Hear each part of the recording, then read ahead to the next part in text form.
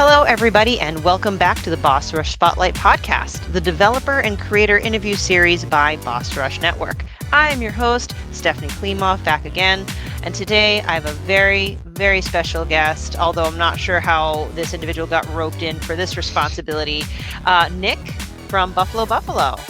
Hi, nice to meet you, and I'm always happy to give interviews. I'm like the go-to guy at this point.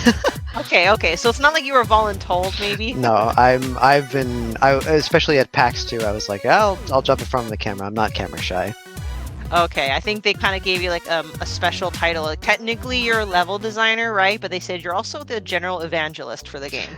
Yeah, well, let's just say I've done a lot of different stuff on this project, so I know a lot of the different working ins and outs of it. So I could talk a lot about a lot of different parts. We're moving parts of the game for sure. Okay. So before we kind of dive into everything, again, you are one part of the bigger team at Buffalo. Um, any other like introductions or anything you want to talk about, like yourself or about the studio before we get into some icebreaker questions? Sure. I guess a little bit about Buffalo is that we're a studio based in Vancouver. We started around 2022, and we've grown from very small, very small studio, about 4 people working on Fresh Tracks, and now we're about 25, and we've got multiple projects in the works. So we're very excited to be come a long way in the past couple of years. So very proud of all of our team, and very happy that almost done Fresh Tracks because we've been working on this for about 3 years now, and I'm very excited to see what everybody thinks. Oh, that's awesome. That's amazing that your team kind of was able to grow so big. That's awesome. And I can't wait to talk about the game. Spoilers, it's very good, at least what I got to play of it so far. So let's kick it off with some cheesy icebreaker questions. I don't go through this whole list, by the way. I won't subject you to that level of torture, but Mhm. um, I always like to talk about caffeinating myself to get through the workday. Not Mhm. everyone relies on that, but being a game dev, it's not easy. It might be, a lot of kids dream, I want to make a video game, but I know that you guys put a lot of hours, especially crunch time prior to release, which is Mhm. coming up soon. How do you power yourself through your workday? Um, Sometimes it's coffee, sometimes it's not. It's whether or not I have beans at home. It's like because we're a hybrid studio, so sometimes I'm in the office, sometimes I'm at home. Mhm. Usually at the office, we always have like a giant pot going, so I'm always like prepping it for everybody, just like the black coffee, and just because it's easiest. And then at Yeah, home, sometimes I need it, sometimes I don't, but it's primarily coffee for sure. nice. Um, the way your team works together, are there like set hours, or you guys kind of split up between day and night? Where do you find yourself most productive? We have set hours. We're always working from 9 to 5, and for me, I remember back in the day, I was definitely more of a night owl, but now the older I get and the more I'm just working, I'm definitely more productive in the morning for sure. And I find myself more productive in the office these days just because I like having people around me, and it's easy to just tap on the shoulders and just ask people things rather than sometimes being at home is just like a lot of focus time, and you're just like craving for a little bit of efficiency when I work with my other coworkers.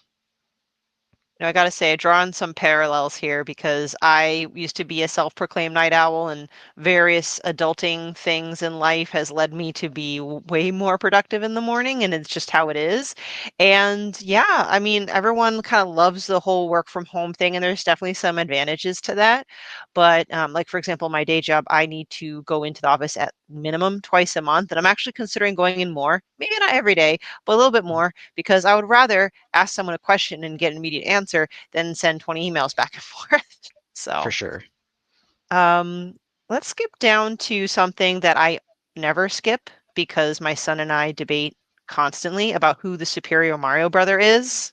Oh, I have a very specific answer about this one. All right. Always Luigi. Luigi's my Yeah. All favorite. right.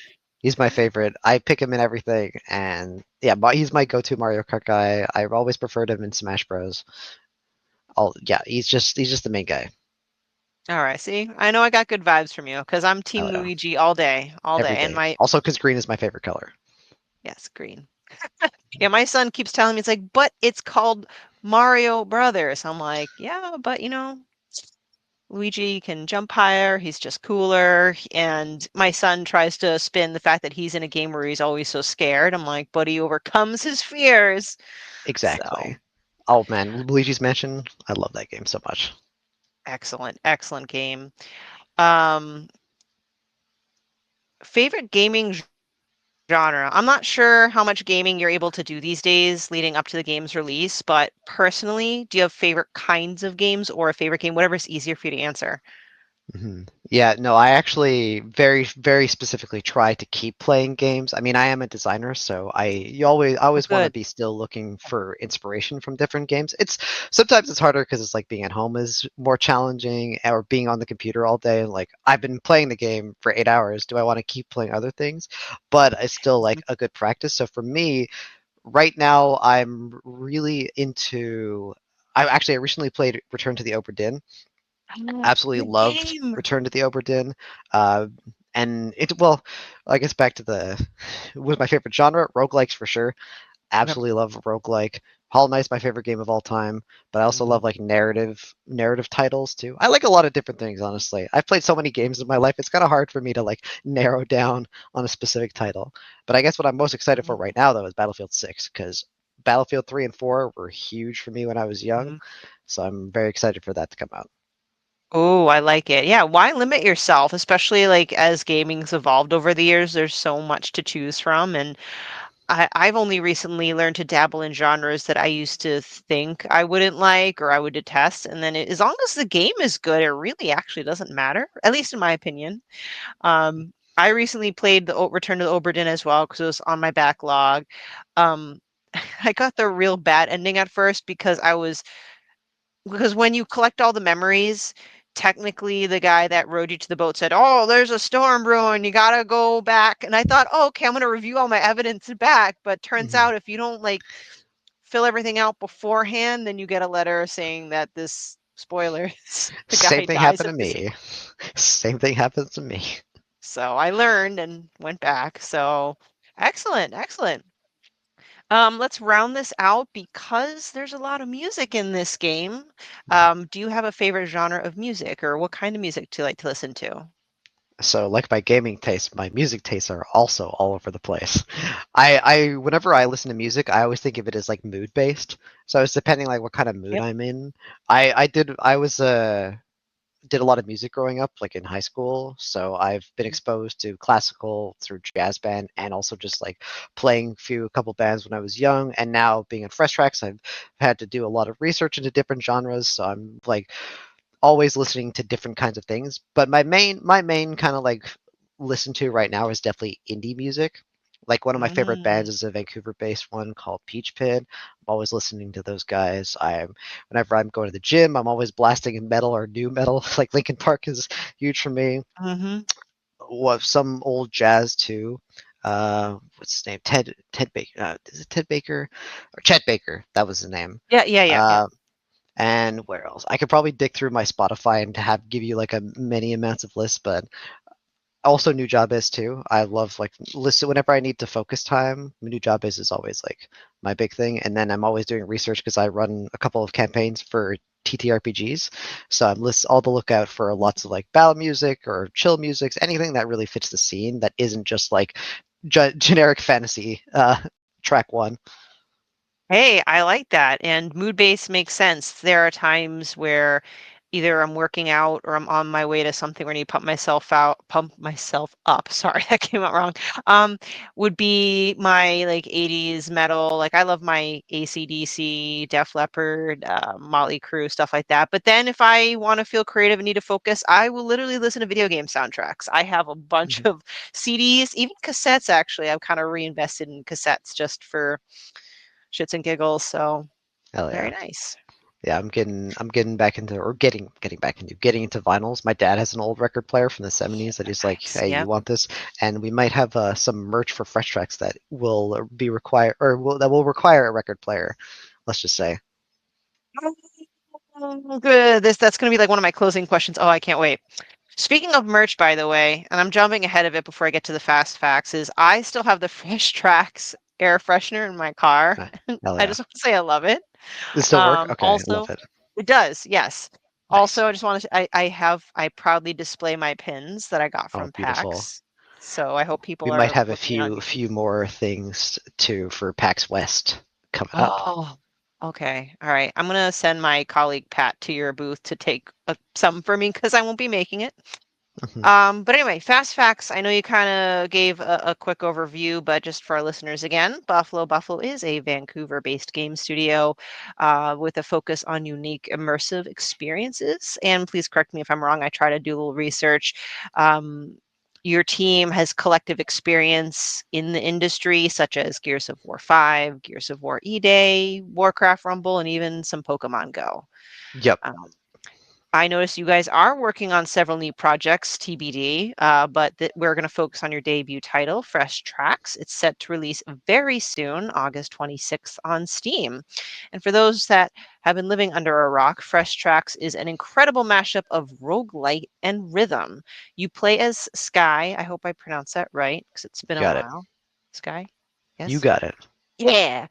Cruising through a winter wonderland on skis. You lean, crouch, jump, slash your way through a mythical with a mythical ice sword to the rhythm of songs or music. You avoid obstacles and gain the favor of the gods, which have their own genre of music. That part I particularly loved. Mhm. Sogvar, god of metal, Mar, the queen of terror, Fars and Drum, the gods of orchestra, and Coda, the goddess of pop. The game boasts of diverse, rhythm-driven gameplay and intriguing story with high replayability. And I had the pleasure to meet with a few members of the studio and play their demo at PAX East earlier this year. They even made our top 10 list of games to check out from PAX East. So, with that being said, yeah, my quick experience, I believe I swung by your booth Thursday morning. Mhm. There was media hour. I kind of just quickly swung by to get a ticket for the Elden Ring Night Rain, not for immediate, like to go to immediately, but to reserve a time slot. And then I'm like, you know what? I'm actually just going to roam the floor and see what grabs me. And um, I'll admit I forgot who grabbed my attention. Like, hey, It was whoops, you want probably to? my coworker Oliver. He was Maybe. working the floor that day. Yeah, he was doing great. Okay, he's like, "Hey, you want to check out this game, Fresh Tracks?" I'm like, all right." And yeah, I was able to talk to a few of you. I believe I also spoke to Xander. I believe that's a Yep. familiar name, and I got to try out the demo. So, before I kind of go into my experience, how was your experience at PAX East? How'd it go? What you guys learned or experience? Mhm. It was amazing and exhausting. That's how I'll say it. Because we were on the floor the entire time. I barely got any breaks. I think my Oh, voice went the second day. So, but it was still trying to power through everything. It was such an amazing experience being there, just being around everybody and seeing everyone who got to try the game. Like I was blown away by the response that we got too, mhm, but it was definitely like we had to do all the setups ourselves just because we're a small indie studio, right? yeah. We have to do all the work in terms of like talking to people, setting everything up, making sure everything runs correctly, and is being on for 4 days straight. But it was like a at the end we got into a really nice rhythm of just working people through, showing the game, getting everyone like in and out. It was just an amazing experience, and I'm ready for it for PAX West. Although this time we will have volunteers because it's way closer to us than Boston is. Oh, okay. Yeah, that'll be good because, when you put it in that perspective, right? You're there for the entire 4 days, start to finish. It's not like you guys like the exhibit hall like shuts down for lunch break. So I'm sure you guys kind of had a tag team just to like eat something or whatever. So, um, what were some player feedback that you guys had while you were there? I'm sure that might be you had a varied experience between like press, but also just actual people that were there to try out games. It was like really positive the majority of the time, like the vast majority of it too. I think people were surprised just to see the quality bar that we were able to hit, as well as the amount of content that we had too. And for again, I think all of us were just like, we were expecting as a demo to hear, maybe mix Yeah. things or like be happy with it, but I never really heard anything like people who really liked the game, and there were some who were just like, okay, it's kind of cool, kind of interesting. But I think when it finds its audience, it really Yes. works. Because one thing we've discovered about Fresh Tracks is just a really hard game to describe. It's kind of like a weird mashup of different genres, and it's we've found like the best way to just get people to understand what it is to throw them in. And I saw like multiple times when people would just be like, oh, kind of like on the fence, or just like, yeah, we'll try it out, we're just at PAX, and then they come out as like, oh yeah, I love this thing, because they just get it once they played it. Got it. You know what? And that it brings up a good topic. It was kind of on my question list later, so I might as well ask this now because I was intrigued by the combination of genres, so to speak, the mashup. Um, if I were to take this from a personal story, I would say roguelite and rhythm is probably like when I say my least favored genres, it's not because I dislike them. I'm just either just not good at them. And then when I'm not good Mhm, at something, I end up not enjoying myself. Like I'm horrible at rhythm games. Horrible. mhm, But when I was at PAX to play um, Fretless as well as this one, Fresh Tracks, mhm, you guys had it so well designed and made it friendly to maybe those that are a little slow to getting used to that kind of play, the gameplay. I found myself absolutely loving it. So, how would you frame your audience to be? Do you feel like obviously you're going to get the ones that are hardcore rhythm music lovers, roguelite lovers? Like, who would you imagine your audience to be? For us, it's primarily rhythm gamers at this point. I think the majority of our design focus has geared more towards just making a very curated rhythm experience. And we've done a lot of work, though, to open that experience up as much as possible to players of all skill experience since you saw the game in PAX, actually. And so I think what we want to do is to, because rhythm, especially like classic rhythm games, they're very demanding of a player. Hmm. What we wanted to do is so have yourself as a player be able to curate your experience a little bit more. So recently we've done a lot of work in terms of you can actually kind of influence the types of levels you can see. So if you're someone who maybe enjoys just the vibes of Fresh Tracks and just the music, you can actually like tune your difficulty and the types of levels that appear over the course of a playthrough. So then you can still feel challenged, but not overly like beaten down like classic roguelikes do. Versus if you're a stronger player, you can actually tune everything up to make it even more of a challenge. So you can actually feel like you can hit your perfect enjoyment with no matter what kind of player type in. But in terms of the focus of our core audience, I expect it to be primarily rhythm game players that are more experienced. Okay. Yeah, I believe I saw that because in between levels, so to speak, you could kind of like pick like maybe between two options, right? And one of them might be a bit more challenging and one is kind of easy mode or whatever. But I actually appreciate that because that will allow those that go hard with rhythm games to just go for it. And then And for it's those that maybe, crazy. yeah, They're I can, so oh, I, crazy. Oh my sicko god. mode. I've seen some players beat this the whole game in 2 hours. Wow, that's They just didn't die once. insane. And we're just like, yeah, Fresh Tracks is not an easy game, too, right? It's there's lots of mechanics.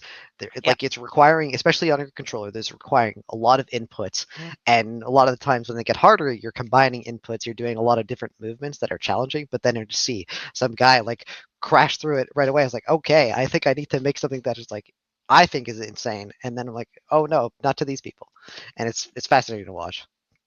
I can only imagine because even the little bit that I played, I'm like, all right, because I got to be mindful of if I need to go left, right, or stay in the center because of obstacles, ducking, but at the same time applying those inputs based off of the feedback that I'm getting. So it's almost like this. Well, you can't see me rubbing my belly and patting my head, I I get exactly what you mean. Yeah. my point going back to that is I still enjoyed it because it was from the demo that I played, it was very well executed. It had a lot of personality and was it balanced challenge and like friendliness to the newbies. I know I'm not speaking, words are hard today. I'm sorry. Where if you have a beginner and they choose the easier tracks and then get through a run, they're going to be enticed to go back more and then maybe push the difficulty curve. So not only do you have the ability to attract um, amateurs, so to speak, but it the whole point is replayability, right? Exactly. So, Like my perfect world as a designer is someone is if I get someone who is maybe not like super confident in their skills, but they can see the pathway to get better, they can yes. clearly understand. Like that to me is like I've done my job for multiple different types of players too. And like every time I can see that happening, whether it's like while I'm watching people play the demo or while I'm hearing feedback, it's probably the feeling that I treasure the most. Mhm. Great. Well, as a level designer, because there's a lot of intricacies to build into each level, like how do you approach creating a level, for example? For me, digging all the way back to the start of our development, I always because Frustrax is a audio focused game, right? Like Hmm. the big one of our biggest pillars is GFM. Good. Can you swear? Mm. I don't know, but Yes, you good. can Yeah. swear up. Okay. Good fucking music, right? So that always comes Yeah, all right. first for us. And so what I would usually get is I would have the track already complete, and so what I'm doing is I'm Hmm. practicing active listening in addition to like a narrative prompt that our boss Okay. gave us, and I'm like trying to balance what I'm listening or what I'm hearing from the song versus what the story is asking versus what the difficulty is, and trying to feel out where I want to go from it. One of my favorite levels that I made in the game, I think really nailed it because the way you listen to it and the Hmm. way that you are intended to experience it comes across in the mechanics itself. So because in the game you have your core abilities, then we also have ways to change the environment around the players because luckily I don't have to have like a consistent theme across every level, right? I can kind of Yes. just take every level on its own and do something crazy with it, right? It's Hmm. either got to like one of our rules is like it's either got to have a cool gimmick, be really good mechanically, or do both. Hmm. And so I'm just like I'm allowed to play with a lot of stuff to see what kind of works and then hone in the design around an initial like thematic. Nice. Do you mind going into that your favorite level that you designed? Like what level was Yeah. it? So my favorite level in the game is still Mountain. That was I Okay. remember I don't know if you remember if you played that one at all, but because the way it sounds, it has a very like ethereal, very like I took the keyword like monumental for this level Okay. and try Hmm. to feel something like you're floating, right? Like something that's Hmm. airy that if you are like calm under pressure, you can succeed doing it, but if you like panic, it punishes you. And when I came up with that idea, I was like, you know what? If it's like flying, you're on a mountaintop, and just stuff just fly at you. And the way like certain, especially like doing like active listening, you can kind of pick up on certain beats that Hmm. like you can feel like one of the earlier in the track, there's like a click that or like a clap that like echoes, and I'm just like. I can kind of see in my mind, like, okay, if there's something about that step, I want to emphasize that. And then from that step, I remember building out the idea of all of the level coming to you essentially and like Ooh, okay. bombarding you as a player. And then it really fits with the music because everything is consistent. It's like matching the speed of the music, but at the same time, it's like if you are focused and you don't panic and you stay still, you can really tap into the emotions that the music is kind of giving to you. And I think once that happens, that whole thing clicks. Yep. Clicks and you enter an incredible flow state. I can only Mhm. imagine. And I think that's a great philosophy in life in general. When you panic, you tend to fuck things up. So, Exactly. I'm gonna be honest with you, I don't think I made it to that only because I am a terrible gamer. So I think I only made it through like the first level that was allowed in the demo. But Mhm. again, because the way the game's designed, and I think again, it's the fact that I get to experience really great music, different kind of music, and therefore knowing every level might be drastically different, Mhm. I am incentivized to go back and try again and again and again. And I certainly will be doing that in a couple of weeks. So, I'm very excited. um, now another part of it that I also loved was a little bit of creative liberties taken from Scandinavian culture. Mhm. Obviously, they're not kind of like one for one and not necessarily a primary point, or I could be wrong. Let me know. But tell us more about the cultural inspiration. For sure. I think the Scandinavian focus was much more of a factor in the earlier versions of Fresh Tracks. And Okay. I think as the development went along, it kind of evolved past that. Like the original idea was because like skiing, like doing cross country skiing is inherently kind of rhythmic, right? And Hmm. because that is such a big part of Norwegian culture, especially with like going for the winter theme, it lends itself together really well. And a lot of the early designs were actually inspired by a few Norwegian or Scandinavian artists like Theodore Kittelsen and John Bauer. If you and it's like a very like spooky, scary, but it's like the fairy tale, the folk tale. And I think that actually Hmm. is still what remains as part of a lot of Fresh Tracks' mythology and storytelling is Hmm. that focus on myth and story, right? So instead of it being now, or before it was more focused on that Norwegian aspect, I think now it's kind of transitioned to be more of a like broader focus on myth. Hmm. Okay, I like that. Now, at the end of every level, sorry, I'm going a little back and forth, and you're gonna let me jog my memory. Aren't there aspects about like the fact that it makes it a roguelike where you can either get upgrades or perks or something like that to kind of help tailor your next Mhm. level and the rest of your journey? Could you mind like going explaining some of that? For sure. So the roguelite aspect is primarily through branch rewards. So depending on which level you choose is given to you at the beginning of the level. So that can influence both. So you're presented at with a choice before you get to the level is like either I can pick a harder level and get maybe a better reward, or I can choose an easier level, but I won't maybe get something quite as good. Like I'll get either an upgrade to one of my abilities, like these upgrades also are tailored to be as rhythmic as possible too. So it makes and tying all of the rhythmic mechanics into the roguelike was a big goal of ours. So for example, an upgrade that allows your window of perfect timing to be increased. So you don't have to like Mhm. hit to the beat as much, but you still get your char or your ability charged to it and amongst other things too. In terms of the other steps outside of it, we have currencies, both permanent and non-permanent currencies that are used to purchase different items and more abilities at certain checkpoints between bosses that allow you to power yourself up. If you're good enough, you might not even need to. That's what I've said is like for a rhythm gamer who is extremely good, they might not even need to engage with the roguelike aspect of it. For me, Mhm. what I Yeah. always thought about our roguelike element is that it's for players who need its help or aren't as familiar with the rhythm aspect to be able to give them a new way to play the game. That's what I always felt Mm. like it was the strength of Fresh Tracks is just to give people different opportunities and avenues to play. Like I always try to like mess around, break my designs that are because we primarily focus on making it rhythmic as possible, but like I'll get like 10 health and I'll just blast through stuff. I'm like, yeah, that's fine. I can just listen to music and get through it if that's all I care about. Like that's a very valid playstyle, and I think that was our main focus with getting that roguelike system. Ooh, okay. I like the way you leverage that. That's great. I know I would definitely rely on that heavily. That's cool. Um, what would you expect an average run to be? I know you got, again, the sickos that can just blast through it quickly, Mhm. but what would you maybe expect, or how many levels through per run? Stuff like that.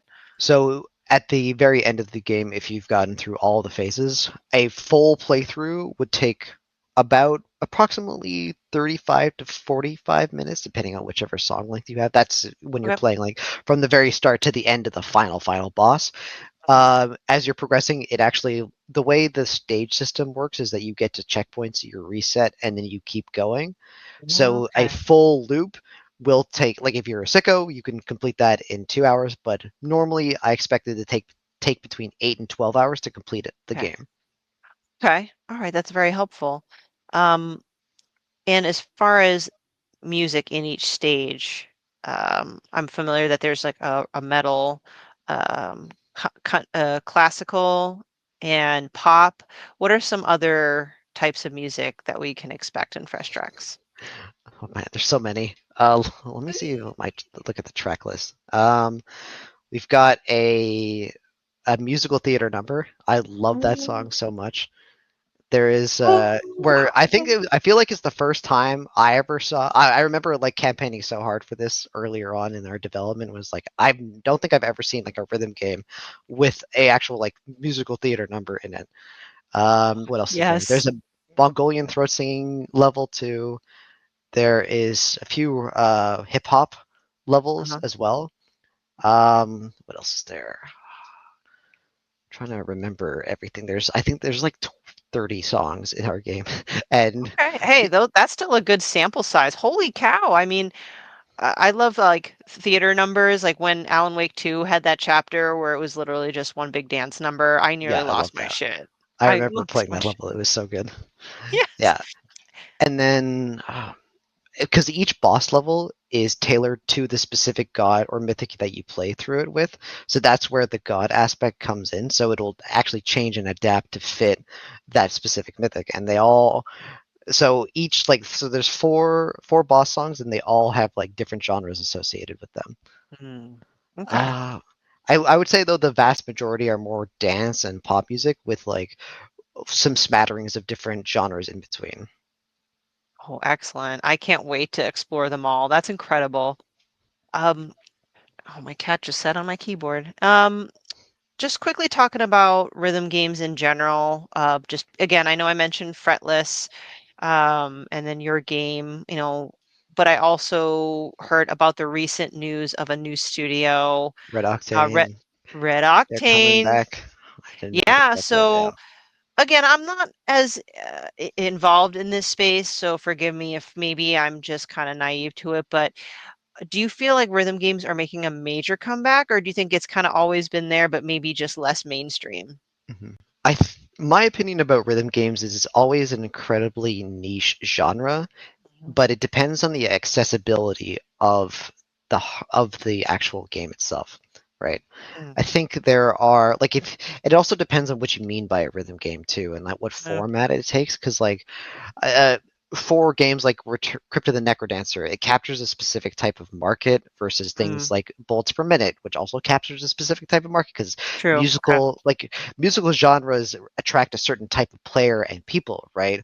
And so Mm, it's really hard for a rhythm game to be able to encompass a large amount of people. I think that's why Guitar Hero is successful because it's the method that's being or the method that which you play the rhythm game that is accessible, and you can have a wide variety of track lists that cater to different because one person might want to just play like Iron Maiden, but the other person might yeah. want to play like the Beastie Boys or the Beach Boys. And so you then get all you have to do then is just learn how to actually play it. But Yep. most of the time when I see rhythm games, it's about a specific type of genre or a specific type of Mm, mechanic, and hmm. that inherently attracts a specific type of player. Okay. All right. That makes sense. Were there any particular rhythm-based games that directly inspired Fresh Tracks or inspired you? Oh yeah, I played a lot of Tetris Effect. Yeah. Okay. Yeah, I played a lot Nice. of Tetris Effect as well as other VR titles too, because Mm, VR like Beat Saber and I can't remember the name now. Pistol Whip, if I remember correctly. Like they VR does a good job at like mhm, heavily prioritizing rhythm elements. So I always try to, mhm, and also like there are like Tap Tap Revolution too, or finding and also Dance Dance Revolution. So it's like mhm, I mhm. did a lot of research just trying different types of rhythm games just to kind of feel like what different games are do their rhythm aspect. But I think my favorite was definitely Tetris Effect. Okay, good choice. And that just immediately reminded me of back a couple months ago when PlayStation had their State of Play and they announced Lumine's Arise. And I'm really looking forward to that game. I don't know if I said that right, but again, words are hard.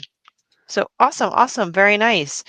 Um, I'm trying to think, is there anything else maybe that we haven't covered that you want to talk about the game? Because we are coming close to release. Like, what is your primary focus now? Is it just kind of quick cleanup? I know you got PAX West coming up also, so that's kind of a lot going on all at once. Honestly, now we've been off on doing a lot of stuff for Fresh Tracks for a bit now. Mhm, We've done a pretty good job in getting into it a good state. Mostly it's just localization, getting that ready so then we can mhm. have release for English.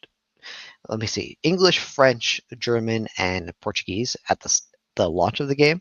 So Excellent. that's primarily what we're working on right now. And then it's just getting all of our marketing materials ready for launch. Just because with indie games right now, the hardest part is just getting cut through because there's just so many people A can lot. make amazing games and it's just hard to stand out. Yeah, I agree. Do you guys have any particular, like, as an indie studio, like, what have you guys kind of decided to come up with to be able to put your name out there? Primarily a lot of organic reach. That's Okay. doing things through Instagram Reels, ad buying, and any kind of a lot of the best way to get attention is through showcases, honestly, and build a lot of hype. Just like being splash, going with the big splash, or finding a way to be in front of a lot of eyes.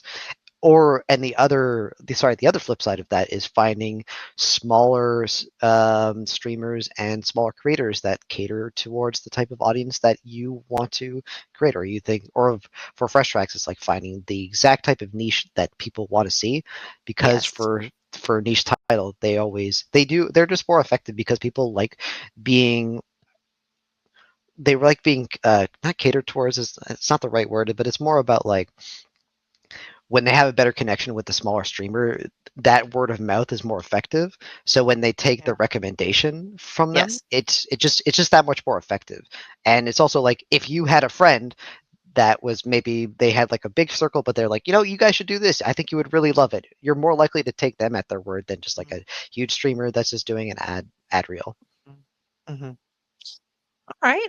Well, kind of slowly wrapping up. I kind of want to close the loop. I know you mentioned that Fresh Tracks has been in development for quite a while. So, in your opinion, what were kind of some of the major challenges that you guys went through, and what you did to kind of overcome them? Was it just it could be anything from coordinating the music to level design, or was it just how the story would pan out if there was a story? Like, what were some of the late what do you call it, the rate limiting steps during development?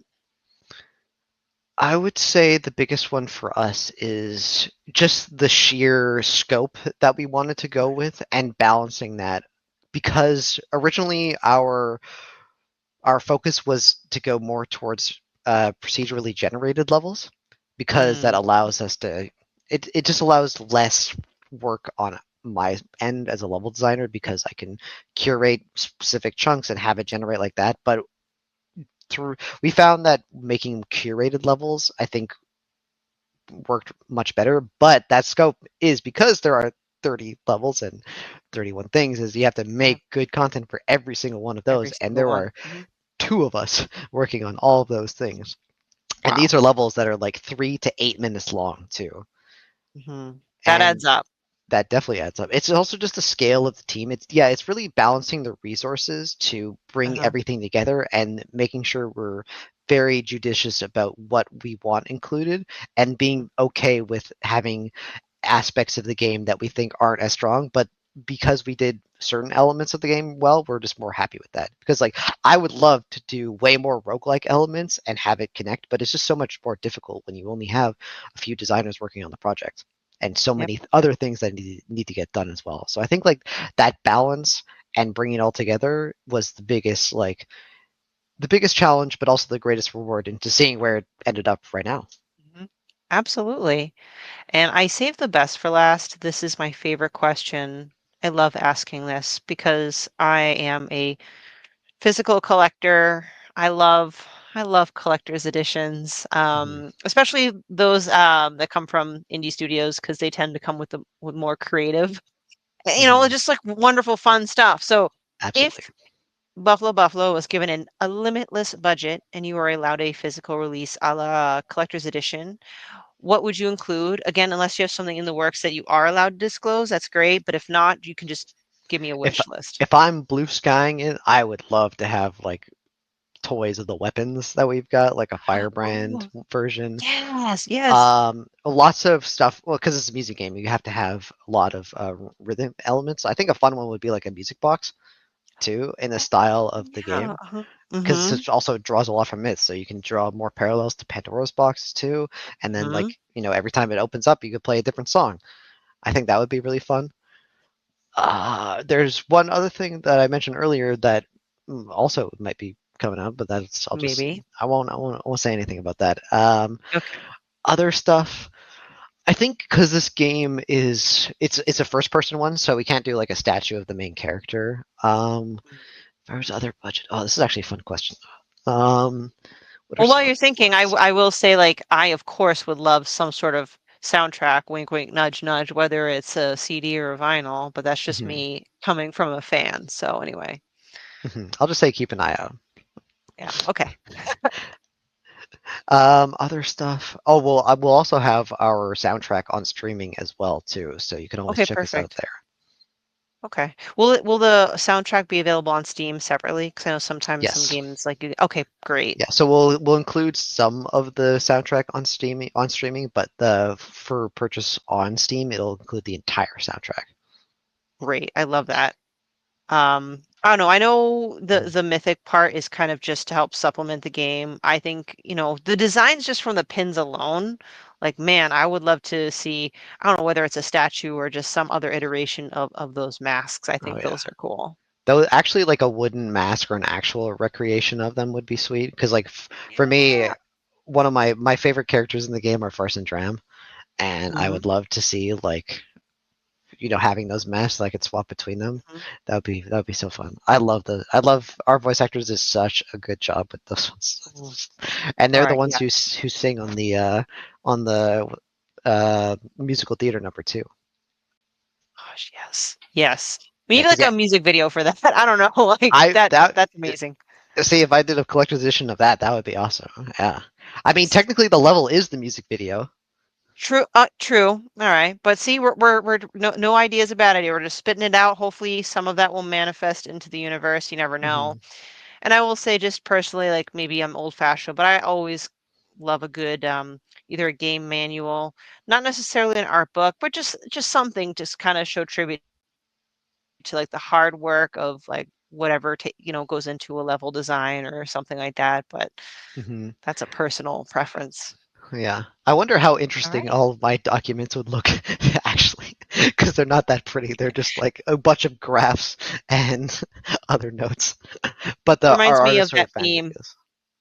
The Oh meme yeah. was it from like Pepe Silva where he's got like all the pins on the board and like Oh yeah. No, this that was is how. me. That is me. Like on my Figma boards for all of like my ideation, it's just like a smorgasbord of stuff that only I can read. Hey, I mean, it that's could be why great funny. It ideas could. are born. Yeah, we had one Easter egg that I was sad that I didn't get put in, but it's just me pointing at the camera at the player and Still Mountain. It's just funny. So I think Aw. like if we did an art book, it would just be like me superimposed on like my background of madness. Well, there you go. That's where it Mhm. belongs, and I hope we get to see that someday. But One day, look until into then, the life of a creator. yeah, exactly. Maybe you'll even have a Netflix documentary. You never know. You never know. But seriously, this has been fantastic. I was really looking forward to speaking with you guys again on this game because I'm not just saying it just because we're recording with you. Fresh Tracks was definitely a outstanding top game from PAX 2025, and I am really looking forward to playing the game that comes out soon. And pre-congratulations on launch to you and your team. Thank you so much, and I really appreciate all the kind words, and thank you so much for having me on your guys' podcast. It was a lot of fun. Yeah, anytime. You're welcome back anytime. And before we Mhm. do like final closing words, I have to do housekeeping, so try not to fall asleep.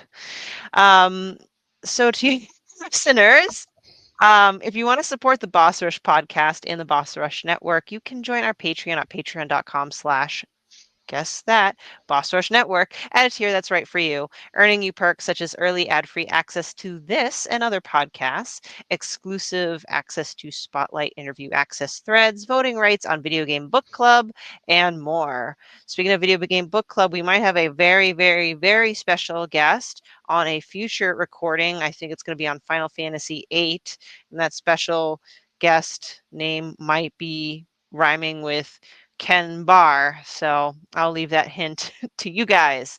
So again, that's patreon.com/, Boss Rush Network. But as always, your listenership and viewership is always enough for us. If you're watching on video on YouTube, yes, if you don't mind hitting that subscribe button and leaving us a thumbs up or a comment, or if you're listening to a podcast, please consider leaving us a rating and review because if anything, it would help us with discovery and then we can get the word out on more of these wonderful games. Last but not least, you can check out all of our content, review articles, and more, including our coverage at PAX. such as on Fresh Tracks, and we will have a portion of our team attending PAX West this year. So check out all that coverage on bossrush.net. So thank you so much for watching and or listening to this episode of the Boss Rush Spotlight podcast. And again, Nick, thank you so much for your time and talking about your game. Yeah, thank you so much for having me again. All right, take care. If you want to see how you can become a Patreon producer, head on over to patreon.com/BossRushNetwork. The Patreon producers for this month are Adriel Munger, Austin Campbell, Celeste Roberts, Sana Deering, Francisco Santillan, Matthew Keel, and Christian S. Thanks for your continued support of the Boss Rush Network.